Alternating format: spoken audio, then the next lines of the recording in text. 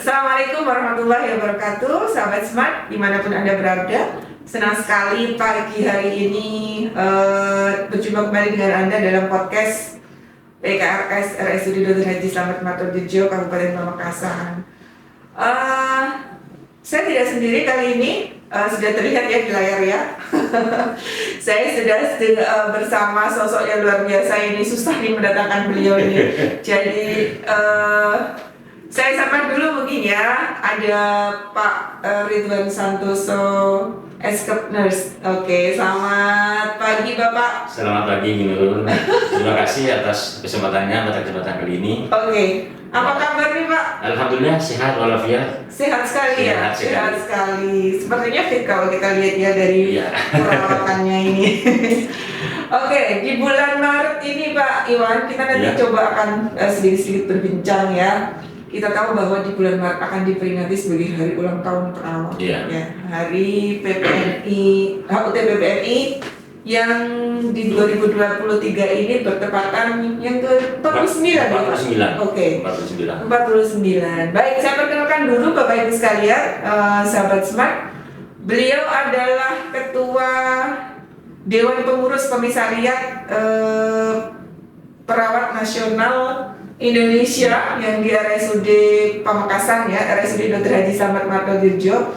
Ini luar biasa sekali. Saya bisa mendatangkan seorang narasumber yang luar biasa ini. Bapaknya ini sibuk, jadi sangat sulit untuk mengundang beliau. Dan di kesempatan HUT PPNI yang ke-49 ini beliau serta dengan berbahagia sekali. Saya telepon Pak Iwan. Ayo Pak, kita sedikit ngobrol-ngobrol nih tentang HUT PPNI yang ke-49 ini. Ternyata beliau welcome, dengan sangat welcome. Oh iya, ayo katanya. Oke. Oke Pak Iwan. Iya. Saya ingin sedikit mengulik ini sebelum ke HUT-nya ya Pak ya.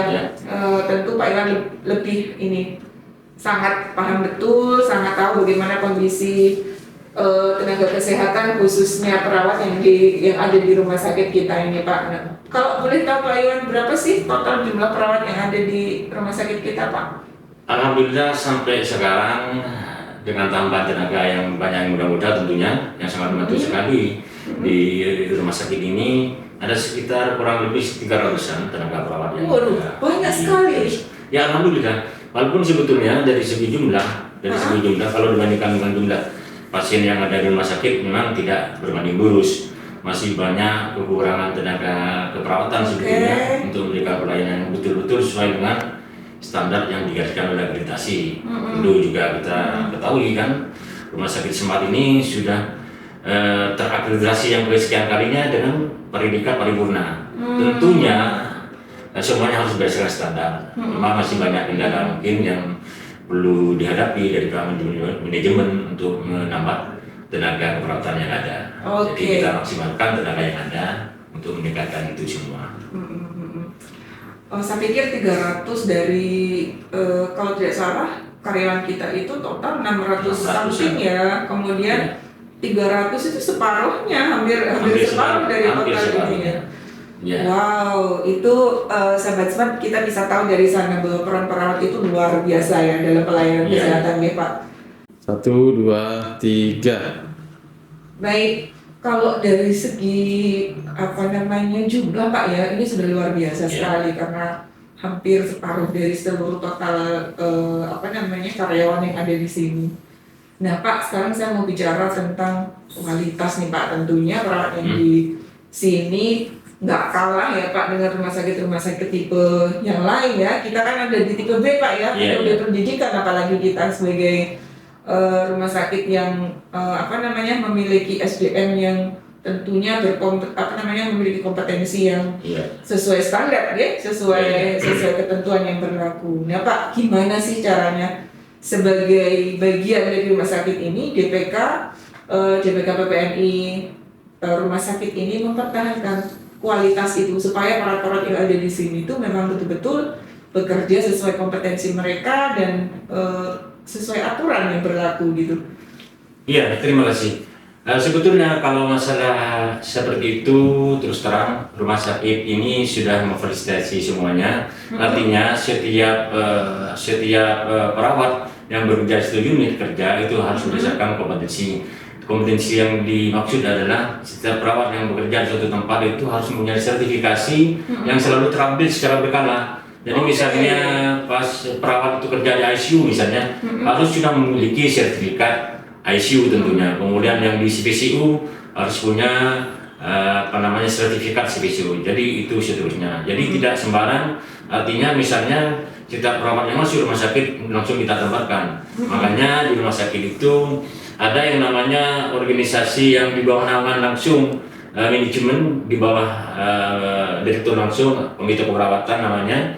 Di sana ada semacam beberapa tugas yang diberikan oleh direktur berupa credentialing salah satu. Credentialing. Apa Pak credentialing itu? Credentialing ini alhamdulillah kebetulan saya juga ada di komite, Jadi jabatannya lengkap sekali. kebetulan masih dipercaya, alhamdulillah dipercaya walaupun berat.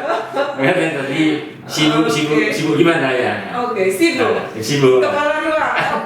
Saya belum cerita ya tadi, sahabat saya potong dulu sebentar Pak. Jadi beliau ini selain sebagai ketua DPK, beliau sehari-hari menjabat sebagai kepala ruang internet Pak ya. Jadi pasien-pasien penyakit dalam sangat familiar dengan Pak Iwan ini. Baik.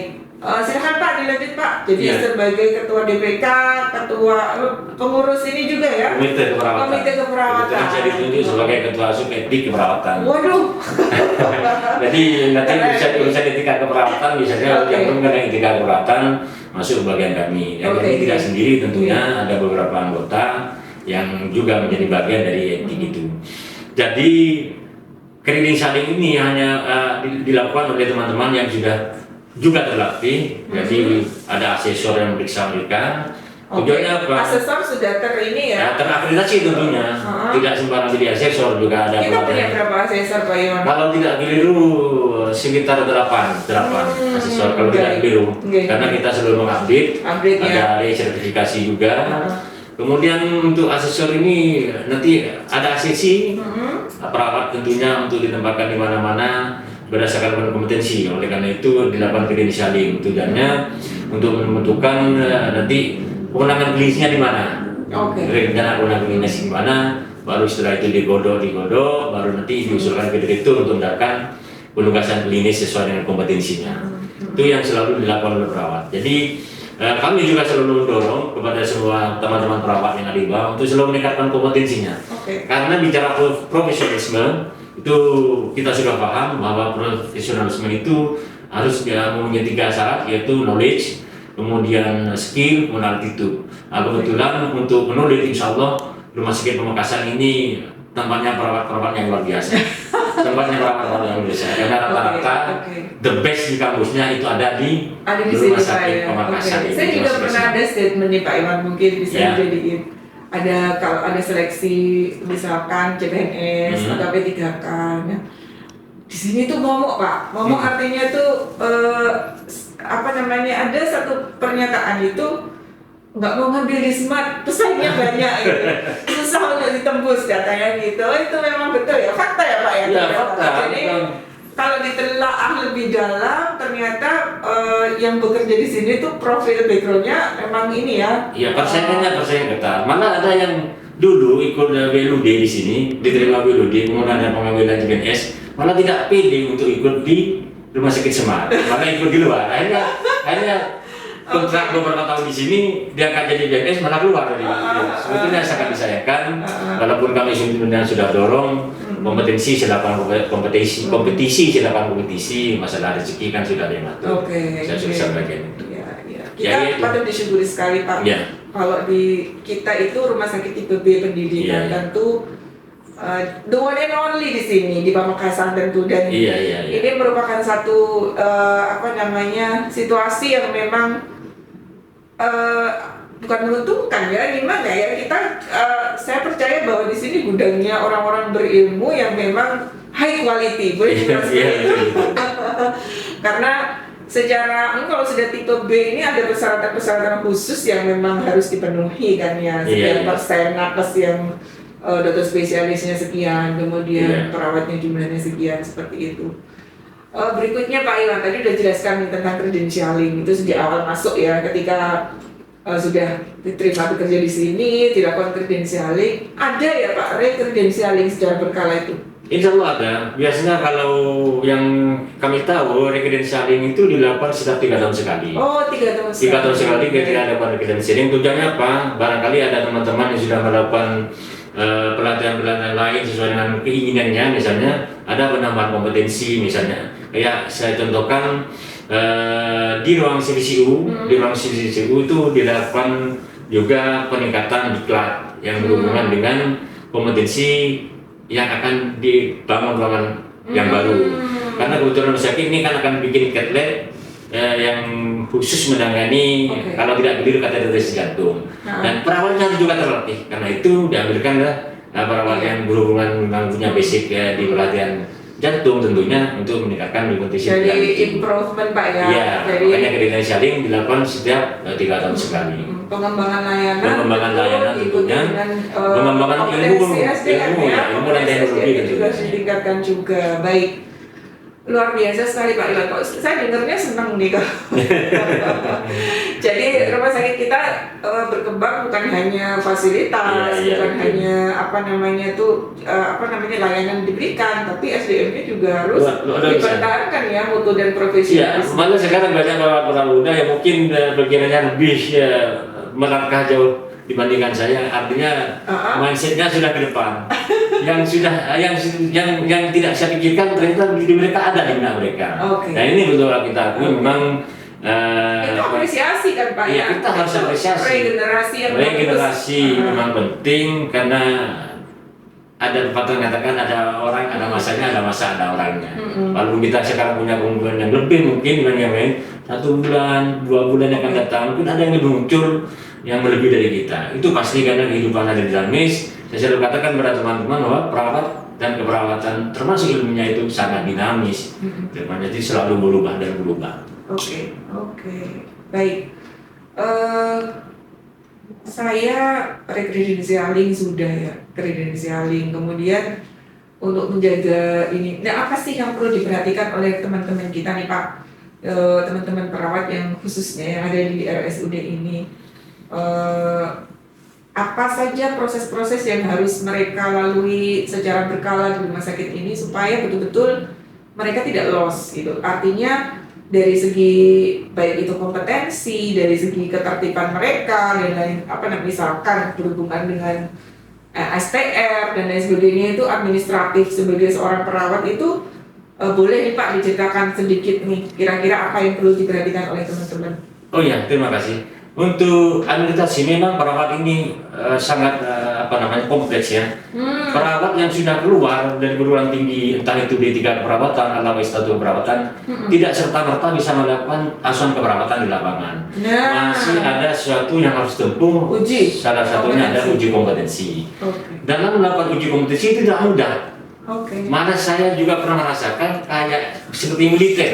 Untuk masuk ke ruangan dibuka semua. Sampai rencana profesi saya, sampai nama sudah dibuka. Saya mau kayak anak kecil saya seperti itu. Tapi cuma karena itu nasional, dan iya untuk objektif ini. Tapi saya juga heran kok nama harus dibuka. Apakah ada kunci jawaban di nama saya? Bahkan anting dilepas Pak. Ya betul. Dilepas. Saking ketatnya. Jadi saat itu untuk mendapatkan STR itu sangat luar biasa. Uji kompetensi dulu, setelah melakukan uji kompetensi, baru ada surat sertifikat kompetensi. Setelah sertifikat kompetensi belum selesai. Masa di proses berikutnya yaitu pengurusan surat tanda registrasi STR yang dulu dalam hal ini ke Majelis Tinggi Keperawatan di pusat. Nasional. Karena sekarang untuk regional sudah tidak berlaku. Kalau dulu masih ada STR yang pakai P2P Surabaya. Nah, sekarang sudah tidak diakui. Oleh karena itu semua perawat harus berdasarkan STR nasional. STR yang dikeluarkan MTKI. MTKI masih MTKI sekarang. Ada perubahan banyak lah, ada KTKI setelah KTKI. Harusnya memang ada konsil keperawatan, tapi sampai sekarang masih belum ada konsil keperawatan. Setelah STR keluar, apakah bisa langsung kerja? Belum tentu juga, masih belum bisa. Ada namanya surat izin praktek perawat, surat izin praktek SIPP namanya. Jadi misalnya kita kerja di rumah sakit sudah dapat STR, Iya. untuk kerja di lapangan misalnya harus punya SIPP. Syaratnya apa? Majukan lagi Ke Dinkes. ke organisasi profesi dulu, kemudian ke Dinkes baru Oke, turun. yang perlu kan Dinkes ya, Pak, Iya, SIPP. Oke. SIPP. Kalau misalnya kita perawat praktik sendiri di lapangan misalnya ngurus lagi Ngurus namanya lagi. SIPP 2. Nah, perawat memang dikasih 2 tempat Oke. di fasilitas kesehatan ditempati kemudian di rumah secara mandiri. Ini ya. Itu yang harus Nggak mudah ya jadi perawat. tidak mudah, ada administrasi yang perlu dilengkapi. Kemudian gimana peran organisasi di situ? Ya kita terus terang di rumah sakit ini selalu memfasilitasi. Kebetulan organisasi kami di DPK ini ada 15 anggota, 15 anggota yang saya ambil tersebar di semua unit, di semua unit lainnya merata, sehingga kami bisa cepat mudah berkoordinasi. Jadi misalnya ada yang ingin mengurus STR, SIPP, secepatnya kita fasilitasi. Ada berapa subdivisi Pak di DPK itu? Ada divisi seksi kalau di DPK seksi. ada seksi organisasi, ada seksi kesejahteraan, ada seksi informasi dan komunikasi. Itu yang ada di DPK. Oke. Oleh karena itu semua yang berhubungan dengan kebutuhan dan sesuai dengan kemampuan tentunya. Karena kadang-kadang teman-teman itu ekspektasinya melebihi kemampuan dari DPK. Melebihi dari DPK.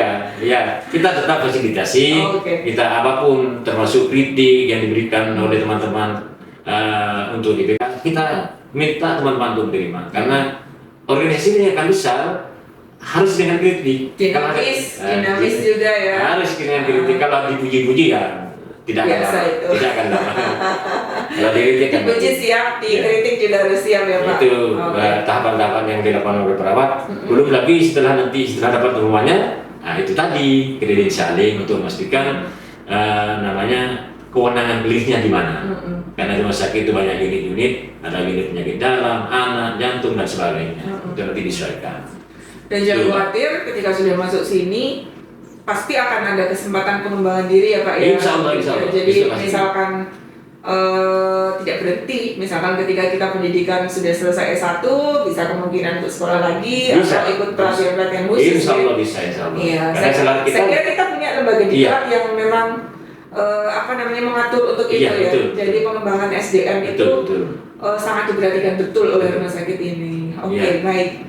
Pak Iwan, saya ingin kembali ke ini mungkin ke tadi sedikit diceritakan tentang subdivisi. Pak Iwan tadi sudah sedikit disinggung tentang seksi-seksi yang ada di DPK kita ya Pak ya. Tentu itu sudah sesuai regulasi yang ada. Nah, yang ingin saya tanyakan nih Pak, kita di rumah sakit ini bukan hanya ada organisasi DPK. Tadi sedikit tadi dengan sampaikan ada komite keperawatan juga. Nah, pembagian tugasnya sih, uraian tugasnya itu sebenarnya seperti apa Pak? Tidakkah ini akan tumpang tindih misalkan? Atau irisannya itu kayak apa? Ini adalah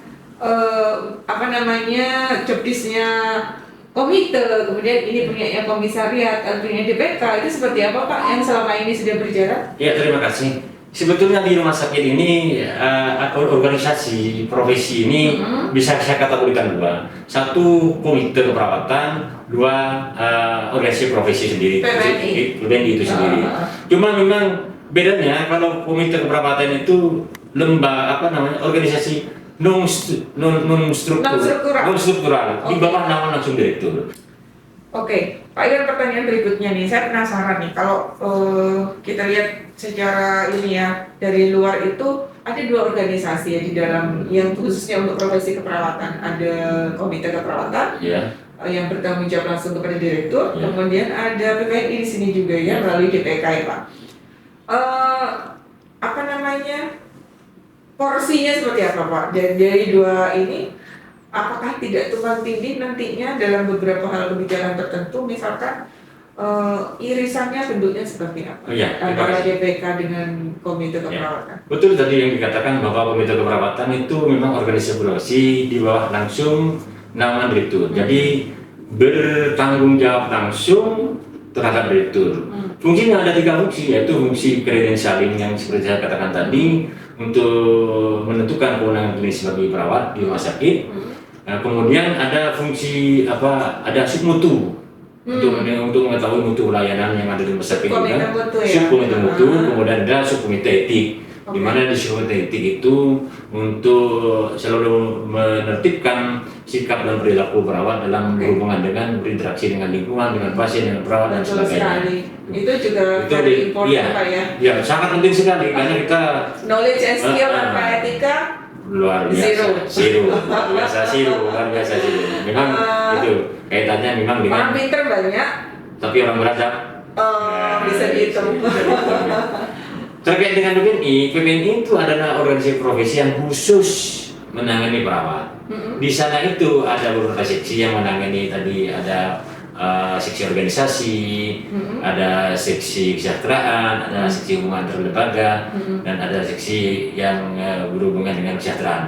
Dan semua itu sebetulnya masalah administrasi tentang keperawatan. Di sana ada pengurusan SDR tadi, kemudian SDP dan sebagainya. Cuma secara garis besar, nanti bicara masih irisan, nanti pada akhirnya akan bertemu di situ. Karena mutu, kredit saling, kemudian berkesinambungan dengan. Kalau misalnya tidak punya surat tanda registrasi misalnya, tidak punya SBP kan tidak bekerja. Kalau bekerja berarti sudah ada pelanggaran etik dalam kredensialnya macam, etikanya nggak bisa. Untuk kredensialnya harus ada SDR. Jadi tetap berkolaborasi di situ. Dan tujuannya semua memang untuk meningkatkan profesionalisme perawat dalam memberikan pelayanan kepada masyarakat sehingga bisa dirasakan betul sesuai dengan visi rumah sakit terdepan dan menyenangkan dalam pelayanan perawat dalam pelayanannya. Oke. Saya kalau menyimak saringannya banyak sekali ternyata ya. Ribet ternyata jadi perawat.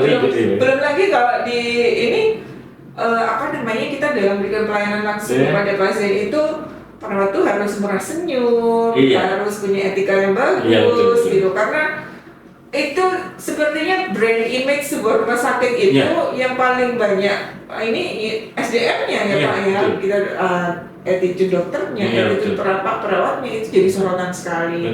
Jadi ketika kita para nakesnya itu bagus dalam memberikan layanan murah senyum, kemudian sopan santun, itu bisa menjadi penilaian tersendiri buat masyarakat. Selalu saya tekankan memang kepada teman-teman perawat di bawah bahwa profesionalisme itu ukurannya 3 tadi, jadi knowledge, kemudian skill dan attitude. Itu kalau di kampus itu yang memang yang ditamakan knowledge, karena yang kita kerja adalah IP, kemudian kita kejar adalah kepuasan dosen, karena terus terang kalau misalnya nilai kalau nilainya mahasiswa tinggi otomatis dosennya bangga, puas sebenarnya. Tapi kalau di lapangan diberi tatanan aplikasi ilmu itu yang ditamakan adalah attitude, kemudian skill di belakang, karena yang kemudian knowledge paling belakang. Karena apa? Yang kita puaskan adalah pasien, bukan dosen lagi. Yang kita puaskan adalah pasien. Jadi kalau misalnya sifatnya teman-teman perawat di bawah itu attitude-nya sudah performanya ramah, murah senyum, itu luar biasa animo dari teman-teman dari masyarakat. Dari pelanggannya, dari pasien. Belum disuntik katanya sudah sembuh dengan senyuman. dengan senyuman. Jadi ada istilah dulu di keperawatan di komunikasi terapeutik ya. Jadi saya katakan smile terapeutik gitu. Namanya smile terapeutik, jadi mungkin dengan senyuman itu sudah obat tersendiri buat iya, terus terang itu sangat saya rasakan di ruangan dengan teman-teman yang ramah. Karena saya juga tekankan ke teman-teman bahwa rumah sakit itu terutama kita di garda terdepan, ekspektasi masyarakat tinggi terhadap kita. Jadi semua yang berhubungan dengan apa yang di rumah sakit pasti ditanyakan kepada perawat. Kamar mandi kosong perawat, listrik padam perawat. Cuma lebih dari ekspektasi, makanya saya terus katakan, ayo bersabar, kendalikan emosi, sehingga karena kita memang pelayanan jasa itu bukan barang. Jadi kalau pelayanannya itu baik, murah senyum tadi yang saya katakan, insya Allah harapan masyarakat terhadap pelayanan rumah sakit ini akan tinggi. Dan kita rasakan selalu overload. Di semua unit selalu overload. Masya Allah, di semua overload.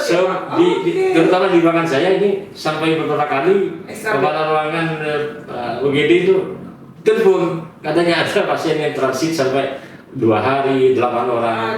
Sedangkan ruangan sendiri sudah establish sampai 8. Oke. Jadi ya itulah. Ini berarti ini ya, kita sangat dipercaya oleh masyarakat ya Pak ya. Betul sekali. Jadi orang nggak berharap sakit, siapapun nggak Iya, berharap betul, sakit, betul. tapi mereka bisa memilih di mana Iya. mereka mau dirawat gitu ya. Dan alhamdulillah kita masih sangat dipercaya oleh Iya, masyarakat. alhamdulillah. Saya pikir gini Pak, di era seperti ini itu sudah nggak zamannya lagi orang-orang sudah pada kritis semua. Iya. Jadi nggak zamannya lagi kita itu menjadi sesosok sumber daya manusia yang attitude-nya kurang dan lain sebagainya itu sudahlah jangan seperti itu karena orang sekarang kritis. Jadi setiap kita memberikan pelayanan kesehatan ya harus selalu dibarengi dengan attitude yang bagus, dengan dengan unggah-ungguh yang bagus seperti itu. Dan ini sangat diperhatikan betul ya oleh ini Pak yang tadi sudah diceritakan di mana teguran dan lain sebagainya di ada komite etik ya. Etik keperawatan. Itu sangat diperhatikan. Jadi mungkin itu bagus sekali. Oke Pak, saya mau kembali lagi ke HUT nih Pak. Memang kita pembicaraan kita mau ke HUT ini. Melebar ini. Karena saya berbicaranya sama suhu nih, jadi topik satu jadi kemana-mana. Oke. Di HUT PPNI yang ke-49 ini tentu kita tidak mau kalah tidak mau kalah berpartisipasi di dalamnya. Kalau tidak salah ada beberapa perlombaan ya Pak yang diadakan oleh kabupaten oleh DPD untuk memperingatinya. Nah, rumah sakit kita sendiri nih Pak sudah berperan apa saja nih dan sampai sejauh mana nih? Ya, terima kasih. Perlu kita informasikan bahwa Dewan Pimpinan Daerah Persatuan Perawat Nasional Indonesia Kabupaten Pamekasan itu membawahi 10 DPK namanya. Satu kabupaten ada 10 DPK namanya. Artinya Dewan Pengurus Komisariat. Kebetulan salah satu komisariat itu rumah sakit Haji Selamat kita ini. Kegiatan apa yang sedang kami lakukan? Ya, semua kegiatan yang berhubungan dengan HUT, DPK ikut karena hierarkinya ke atas. Jadi kita ikut acara yang diadakan oleh DPD. Salah satunya tadi lomba-lomba, ada lomba karaoke, ada lomba bulu tangkis, kemudian ada lomba futsal, ada lomba perawat teladan, ada lomba video edukasi dan TikTok edukasi. Dan alhamdulillah rumah sakit DPK Smart ini, DPK PPNI Smart ini selalu setiap tahunnya setiap ada lomba selalu tradisi juara. Tradisi juara, mental juara. Ini prospeknya begitu. Tahun ini alhamdulillah untuk lomba karaoke itu dapat juara 1. Kemudian untuk lomba bulu tangkis dapat juara 2. Kemudian untuk lomba futsal dapat juara 1. Dan nanti untuk nanti malam insya Allah untuk perawat teladan langsung diumumkan pada waktu pemilihan perawat teladan di Pendopo. Kebetulan akan diadakan pemilihan langsung oleh Bupati dengan dikemas dalam bentuk penyerahan Bupati Award. Saya akan dapat atensi luar biasa dari Bupati kegiatan PPNI ya, itu satu luar biasa. Saya memang terus terang saya ucapkan terima kasih juga kepada teman-teman khususnya perawat yang begitu berpartisipasi dan selalu kompak dalam mensukseskan HUT PPNI Kabupaten Pamekasan. Walaupun di sana sini sebetulnya banyak peluang yang bisa dikembangkan, namun karena pasca pandemi ini sangat terasa oleh teman-teman sehingga untuk mengadakan kegiatan-kegiatan lebih besar itu masih dibatasi. Baik, tadi ada 3 Pak ya sudah dimenangkan. Sudah 3 dimenangkan oleh DPK. Jadi sebetulnya kita talentnya luar biasa ya. Mental juara kita punya. Mental juara kita punya. Jadi selain keprofesian, kemudian di bidang-bidang lainnya, talent-talent yang lain kita gudangnya talent di sini. Semua olahraga kita punya. Mudah-mudahan Pak saya berdoa yang terbaik. Mudah-mudahan 2 lomba yang belum ketahuan siapa juaranya ini kita bisa menang juga. Amin, insya Allah saya yakin. Optimis Pak ya. Optimis luar biasa. Mudah-mudahan bisa jadi juara umum kita Pak. Merebutnya kembali ya, mempertahankannya dari tahun-tahun sebelumnya. Baik. Yang terakhir mungkin Pak Iwan harapannya apa sih untuk perawat-perawat kita di hari ulang tahun ini? Tentu kita bersama ingin memiliki harapan-harapan bagus, dan harapan-harapan bagus ini silakan untuk di-share kepada teman-teman supaya kita betul-betul bisa meresapi itu dan bisa terimplementasikan dalam 1 tahun ke depan dan tahun-tahun berikutnya. Ya, terima kasih. Seperti pada tema yang tadi disebutkan, di akhir tema itu ada istilah profesionalisme. Jadi kita selalu mengharapkan kepada teman-teman, rekan-rekan perawat khususnya di Rumah Sakit Pamekasan ini untuk selalu meningkatkan kompetensi, meningkatkan profesionalisme. Kompetensi yang bisa ditempuh, salah satu contohnya knowledge. Tidak harus kuliah. Jangan minder karena tidak kuliah. Kompetensi keilmuan itu bisa ditempuh dengan cara apa, browsing internet, kemudian ikut seminar dan lain sebagainya. Itu jangan kecil hati, jangan merasa takut salah untuk melakukan tindakan apapun. Kita bisa diskusikan. Tentu dengan regulasi yang ada, Pak, tentunya dengan aturan-aturan seperti yang sudah katakan tadi, berdasarkan clinical privilege dan clinical appointment tadi. Jadi tidak sembarang juga, karena di ruangan juga ada pembimbing yang bisa memberikan bimbingan langsung kepada teman-teman yang masih junior untuk melakukan tindakannya. Tapi itu tadi selalu harus tingkatkan profesionalisme dengan cara meningkatkan kemampuan dan kemampuan diri bisa diasah, Pak, ya. Jendela informasi itu luas sekarang, betul sekali.